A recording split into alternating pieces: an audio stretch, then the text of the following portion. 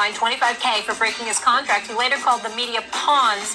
In an Instagram story last week, Saturday evening, Kyrie streamed a conversation on his IG Live. Among other topics, he discussed with teammate KD. He also went on to say this. It's not about basketball. It's not about any of that. It's about how do we protect our fellow artists out here? How do we protect our fellow community leaders? How do we empower others that know what they're talking about? How do we empower that energy rather than division and all this extra activity and media? And it's just like, bro, I don't play those games. I don't play those games. Okay, Stephen A., is this just a recipe for disaster in Brooklyn, having KD and Kyrie together? Well, I personally think it should. I personally think it will be. I'm sorry. Not should be, but will be. Having said all of that, listen, here's the sad part about all of this. Kyrie Irving is a really good dude. I went off last week about him. The media is always at fault. I meant every damn word I said. Somebody who's very close to him, that's family, is Rod Strickland, former NBA player. Max, you know Rod. You know his reputation. He was a star in New York City, one of the great guards in New York City history. Starred at the Paul, came to the Knicks, and played in the Wizards and the various other Portland and other. Rod was the man. Well, Rod's the man. Rod's been my brother for many years. I love Rod, and Rod obviously vehemently defended Kyrie in terms of feeling like he's been victimized by the media and things of that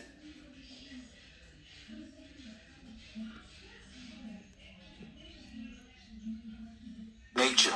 So I'm going to guard what I say because I have such respect and love for Rod that I want to make sure that I'm very clear and not incendiary with my words.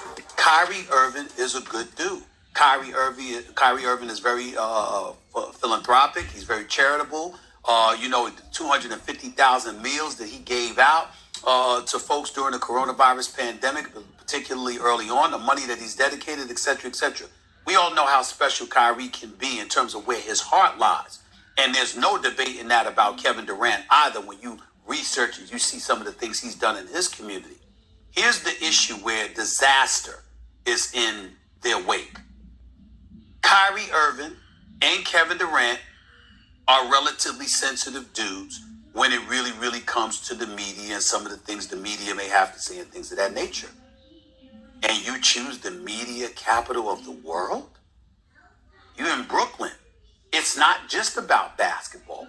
It's about the things you say. It's about the things you do. It's how you project yourself and the imagery that comes with it. And putting yourself in this line of fire, you're going to get fined all the time and all of this stuff for calling the media peons and stuff like that. You're just asking for trouble. And you're asking to be distracted. And neither of them have the patience to be distracted by anybody. And so when you do that, particularly in the media capital of the world, sure, that's going to put more of an onus of winning on your shoulders. But it's going to give people the license to further dissect every little thing you do.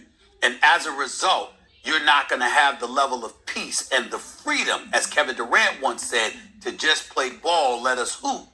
Folks are not going to give you that.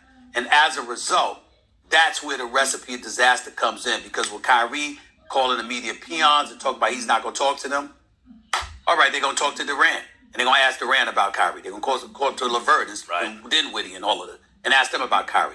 It's going to be a headache. That's what I foresee. I hope I'm wrong.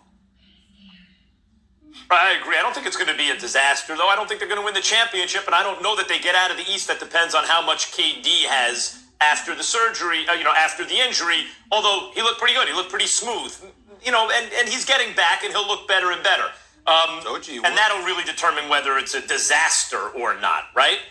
But I have some comments about Kyrie's comments. First of all, Kyrie's rich enough to pay $25,000 fine for not talking to the media. That's his prerogative. And a lot of people get angry behind that, right? I agree. Not me. He's rich enough to do it. That's his business if he wants to do it. But I do want to mention, I do want to comment about his comments calling the media pawns, okay? First of all, I agree with what you said, and I've made that point. You're pushing it on your teammates, like KD. That's not leadership. You're not leading. But in terms of calling the media pawns, I'll just speak for myself. Kyrie, you calling me a pawn? For whom? Are you saying for my corporate paymasters, for ESPN or Disney? Because when Colin Kaepernick kneeled, what did I do, Stephen A? I supported him the entire time against the NFL. It's a business partner of ours. Or when Daryl Morey made the comments about China, and people were scared to say anything about China. I mentioned on this show, does China have such influence we can't say repressive communist governments are bad anymore? Right? Came out and said it. During the Black Lives Matter movement, etc., etc. I've never been scared to speak my mind. Now, I do have corporate paymasters, no question about it. So do you, Kyrie. So do you. And do you believe that the media are pawns in the sense that we are carrying out some corporate agenda? Well, yeah. We love basketball. We love watching basketball. We love making money talking about people watching basketball, just like you love making money and it gives you a platform playing basketball. So, Stephen A., when I hear him use language like that, kind of tangentially to your point, it seems like he is positioning himself or positioning the media as the enemy. It's not going to do him any favors, as you mentioned, in the media capital of the world. By paying the fine and not talking, he's not doing his teammates any favors. And at a certain point, Kyrie, you have to ask yourself, why is it that teams that you are on have underachieved? Yes, the Cavs did win a championship. But I mean, Boston, Brooklyn, there are teams you've been on with a lot of talent where their one-loss record goes down when you're on it. That should never happen. You may be the most skilled player who ever lived. You're certainly in that conversation and one of the most talented players of all time, and I think the best show in the NBA and arguably in sports.